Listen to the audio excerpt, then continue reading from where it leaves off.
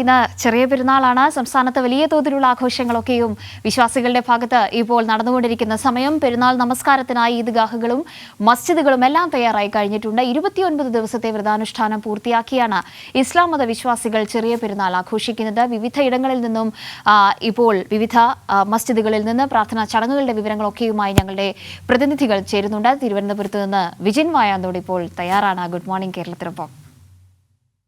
Good morning Vijin.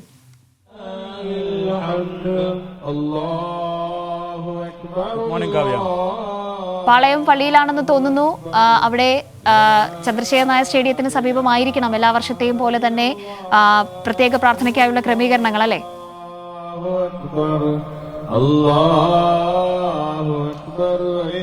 ഞാനിപ്പോൾ ചന്ദ്രശേഖർ നായർ സ്റ്റേഡിയത്തിലാണ്. പാളയം ജമാഅത്ത് സംഘടിപ്പിക്കുന്ന പ്രാർത്ഥനാ ചടങ്ങുകൾക്കാണ് അല്പസമയത്തിനകം തുടക്കമാകുമ്പോൾ ഇപ്പോൾ ബാങ്ക് വിളി നടന്നുകൊണ്ടിരിക്കുകയാണ്. അല്പസമയത്തിനകം പാളയം ഇമാം ഷുഹൈബ് മൗലവി ഈ പ്രാർത്ഥനാ ചടങ്ങുകൾക്ക് നേതൃത്വം നൽകും. എന്തായാലും കൂടുതൽ വിശ്വാസികളൊക്കെ ഈ ചന്ദ്രശേഖർ നായർ സ്റ്റേഡിയത്തിലേക്ക് ഇപ്പോൾ എത്തിക്കൊണ്ടിരിക്കുകയാണ്. ഒരു മാസം നീണ്ട വ്രതാനുഷ്ഠാനത്തിന് ശേഷമാണ് ചെറിയ പെരുന്നാൾ ആഘോഷത്തിലേക്ക് വിശ്വാസികൾ കടക്കുന്നത്. വലിയ പ്രാധാന്യമുള്ള ഒരു ചെറിയ പെരുന്നാൾ തന്നെയാണ് ഇതിലെന്ന കാര്യത്തിൽ സംശയമില്ല. കാരണം ഒരു തെരഞ്ഞെടുപ്പ് അടുത്തിരിക്കുന്നു. സ്ഥാനാർത്ഥികൾ ഉൾപ്പെടെയുള്ളവർ ഒക്കെ ഈ പ്രാർത്ഥനാ ചടങ്ങുകളിൽ പങ്കെടുക്കാനായി എത്താനുള്ള ഒരു സാഹചര്യമുണ്ട്. നേരത്തെ ഈസ്റ്റർ ദിനത്തിൽ ഒക്കെ അത്തരത്തിൽ സ്ഥാനാർത്ഥികൾ ഉൾപ്പെടെ വിശ്വാസികൾക്ക് ഒപ്പം ചേരുന്ന ഒരു സാഹചര്യം ഉണ്ടായിരുന്നു.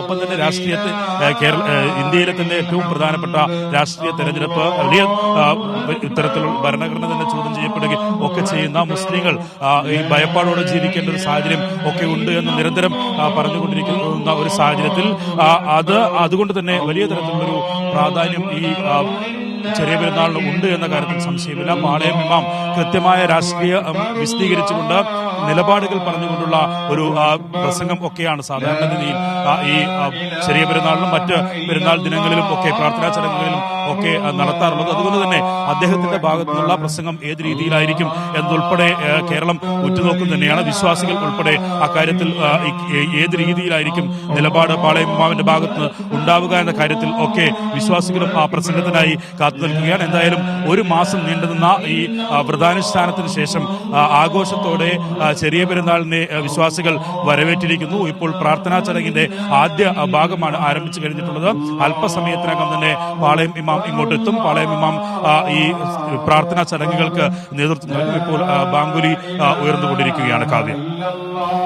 വിജിൻ, മറ്റ് നിരവധി മേഖലകളിലും ഇപ്പോൾ തിരുവനന്തപുരത്ത് അടക്കം പ്രധാന പള്ളികളിലൊക്കെയും ചടങ്ങുകൾ പുരോഗമിക്കുന്ന ഒരു സമയമായിരിക്കും. വലിയ തോതിലുള്ള വിശ്വാസികളുടെ പങ്കാളിത്തം ഈ ചടങ്ങുകളിലൊക്കെ നമ്മൾ കാണുന്നുണ്ട്. അതിനപ്പുറത്തേക്ക് പ്രധാനപ്പെട്ട നിരവധി സന്ദേശങ്ങൾ പാളയം ഇമാം അടക്കമുള്ള പ്രമുഖ മതപണ്ഡിതരുടെ ഭാഗത്തു നിന്ന് വരാനിരിക്കുന്നു. ഇതൊക്കെയുമല്ലേ ഇനി ഈ ചടങ്ങുകളുടെ ഭാഗമായി നടക്കാനുള്ളത്?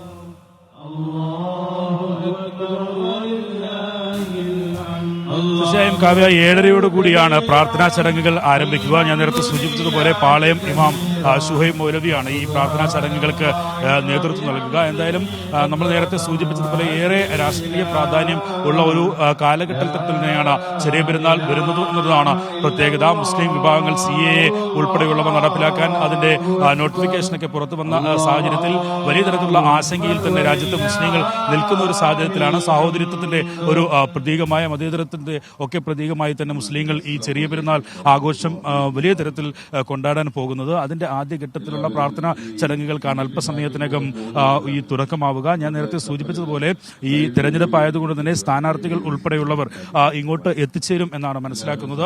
ഭീമാപ്പള്ളിയിൽ ഉൾപ്പെടെ ഗവർണർ ഉൾപ്പെടെ പങ്കെടുക്കുന്നുണ്ട്. അതുപോലെ തന്നെ പല സ്ഥലങ്ങളിലും ഈ പല പള്ളികളിലും ഒപ്പം തന്നെ പ്രത്യേകം സജ്ജീകരിച്ച സ്ഥലങ്ങളിലും ഒക്കെയാണ് ഈ പ്രാർത്ഥനാ ചടങ്ങുകൾ നടക്കുന്നത്. അതിന്റെ ആദ്യഘട്ടമാണ് ആരംഭിക്കുന്നത്. എന്തായാലും ഈ പാളയം ഇമാം കൃത്യമായ രാഷ്ട്രീയ സന്ദേശം കൂടി നൽകുന്നതായിരിക്കും ഈ ചെറിയ പെരുന്നാൾ സന്ദേശം എന്ന് പറയുന്നത് എന്നാണ് മനസ്സിലാക്കാൻ കഴിയുന്നത്. സാധാരണ നിലയിൽ അത്തരത്തിലുള്ള നിലപാടുകൾ കൃത്യമായി ഈ വിശ്വാസികളോട് പറഞ്ഞുകൊണ്ടുള്ള ഒരു പ്രാർത്ഥനാ യോഗത്തിൽ അത്തരം സന്ദേശമാണ് ഇമാം നൽകാറുള്ളത്.